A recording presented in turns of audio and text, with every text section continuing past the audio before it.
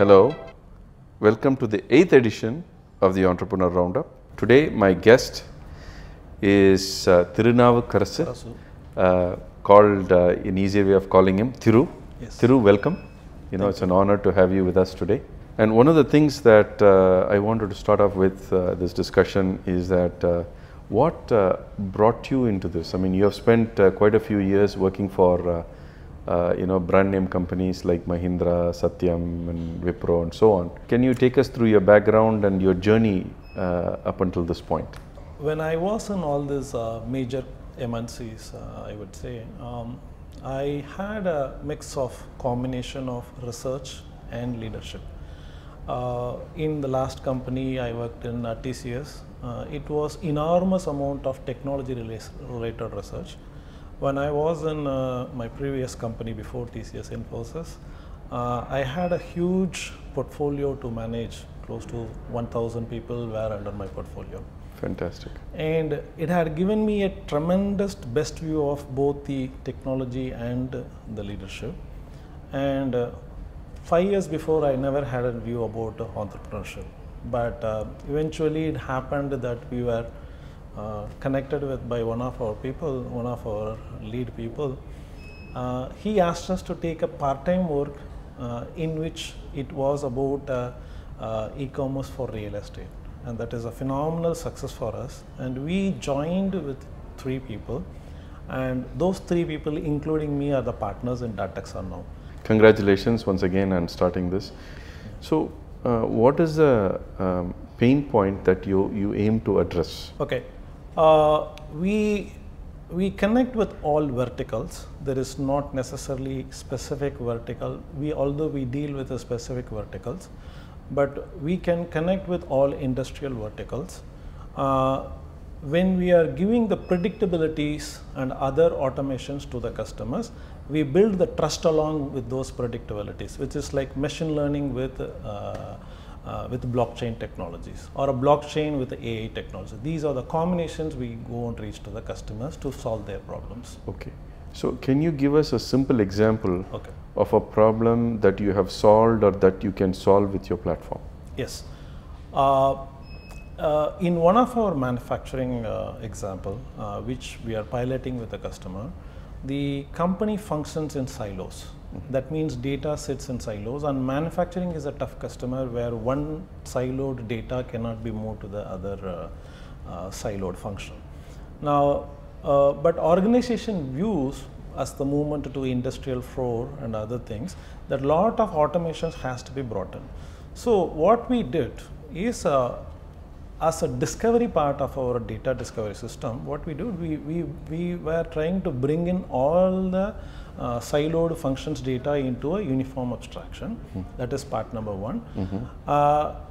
We want to, this is given to a shop floor system, where in a shop floor, any de-skilled person would be able to see what the history of the equipment is in terms of condition monitoring, in terms of time to failure.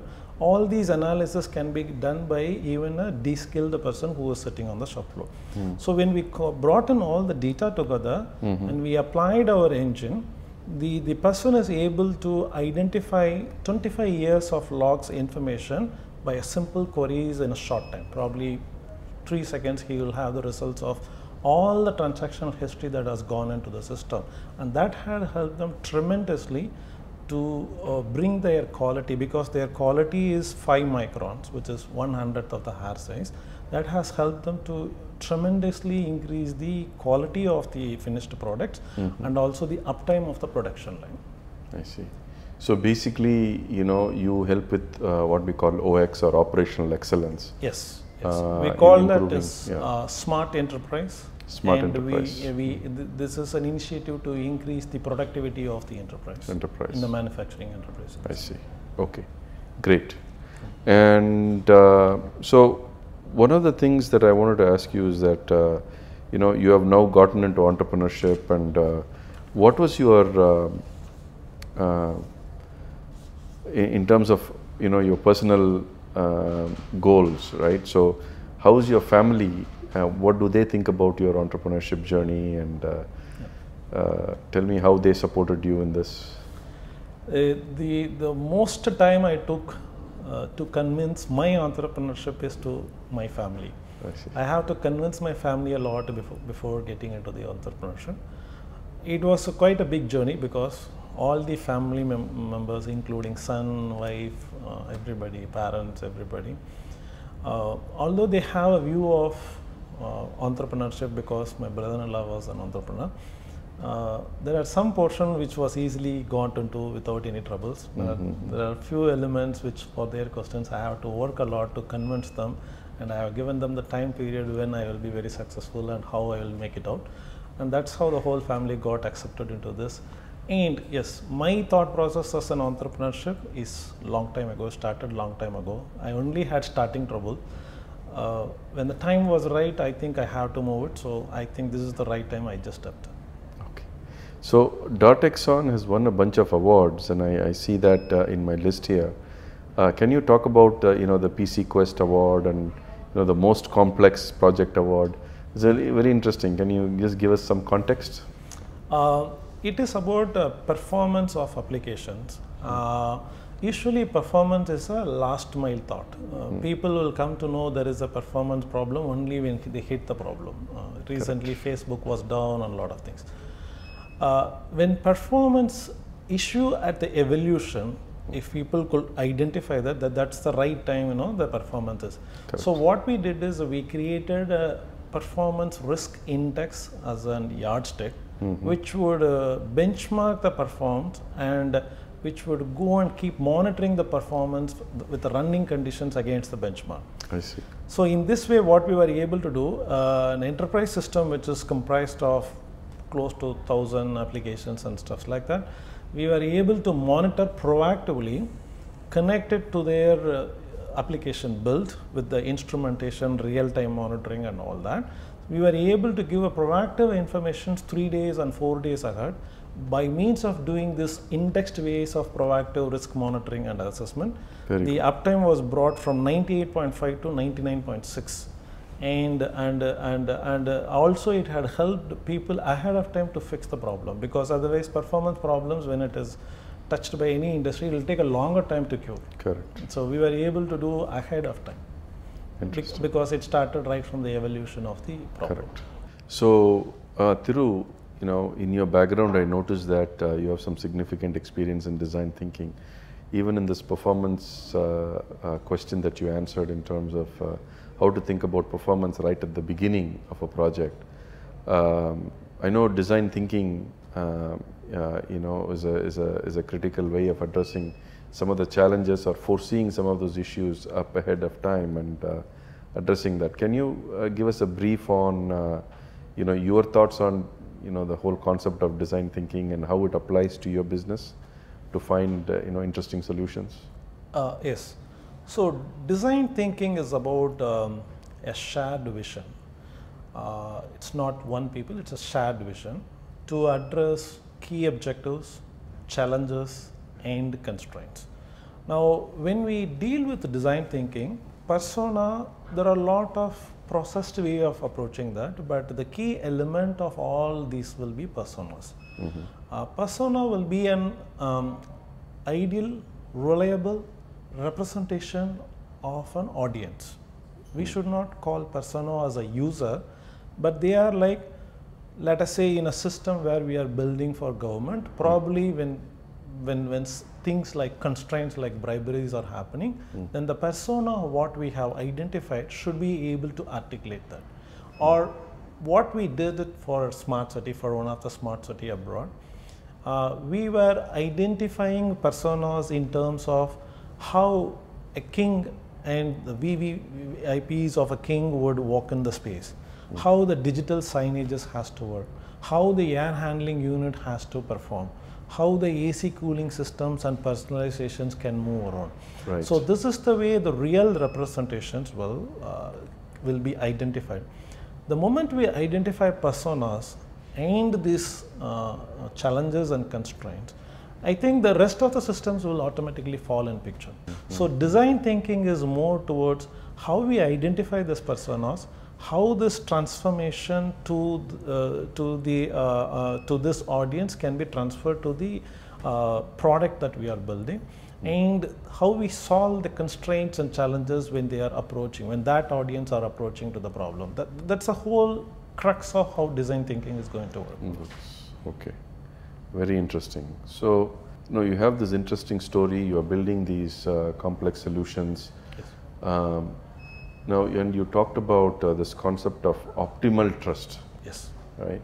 So, where do you see the future of trust? How is it going to be handled in the future in the social channels? When lot of insights are going to come in, it's lot of data. Correct. But when all the things among us become smarter, Yes. for example, the AC, the fridge, the mobile phone, the people are going to become unsmarter. So their smartness will keep on going down. Now, what will happen in future is the systems needs to go for something from smarter, they need to go for something called consciousness. And they need to go in terms of observations. So currently humans are the one who are capable of doing conscious observed decisions. The systems are not going to do that. It's conscious absorbed decisions. Observed decisions, yes. Now, things becoming smarter, we will become unsmarter, the dumb will become more dumber, the skill will become more skilled. The span of this gap is going to widen a lot, and it is going to become a big lot not able to accommodate for the current way of living. So what will happen? The data, the trust which is needed to be taken from the data, and the way we still need to go along with the businesses, and the highest level of automations which is going to come in. Right. All that need to be settled in technology way, which is what blockchain as a technology is currently helping us, where trust is built inside the data itself, or inside the technology itself. And this technologies, when it is connected to the human, which is we call it as touch point, there is some level of optimizations we can build in these connections. So the human, the technology, when they are connected, the trust which is going to be established from the regular way of conscious and observed trust, it is going to become a technology related trust. So there is a level of optimization we need to build it in the system, and that is what we call it as an optimized trust, which is like, if we say, if it had been that Facebook has not given a data to somebody, Google is not connected with any of the credit card systems, so that it doesn't know what we are doing, or a location map of Google is not analyzed for misuse, something like that. All of this, if it had happened, it would be the rich social formations that we opted for, but it is not the case. So how do we not over trust a system, but make an optimal trust, so that people and technology and business are all coexistence in the same way? So that is what we call it as an optimal trust. Okay. Yeah, very interesting. I still am finding it difficult to wrap my head around this, but it is good. Thanks for clarifying that a bit more. Now, before I wrap up, is there anything that you want to share with aspiring entrepreneurs? Something that they need to keep in mind, as they are jumping into an entrepreneurship career? Entrepreneurship in the early days, probably somebody is at their 30s, it's an easy decision, because the things which are clinging around them is very limited. The risk, the constraints, whatever you call it. But me, who was taken a little later, the things that are going to cling around is going to be a little different. At any point, the decision is still valid. This is the way you will reimagine lot of things in a different ways. In a corporate world, when I lived in, I used to have a very focused view on what I am doing. I mean, I never knew how the marketing team is going to connect with the customers. I know I am good at technology. I know I am good at deliveries and stuff like that. But I never had a perception of what the marketing team and how the conversions for marketing is. But getting into an entrepreneurship, I am learning. So there is a room for a lot of learning, and there is a room for a lot of your passion going to get done. So now I am able to meet my family's needs as a work-life balance. I am able to give my own way of doing the passionate things that I used to do, which is my technology and so on. So lot of things can happen in entrepreneurship. Only thing that will which will be an obstruction for you will be the startup, the time when you are about to start. You will have a lot of friction in your mind, think about how to start. If you just overcome it, and that's the way to do it. Okay. Interesting perspectives. Yes. So thank you very much, Thiru. Wish you all the success. Really appreciate your time today. Thank you.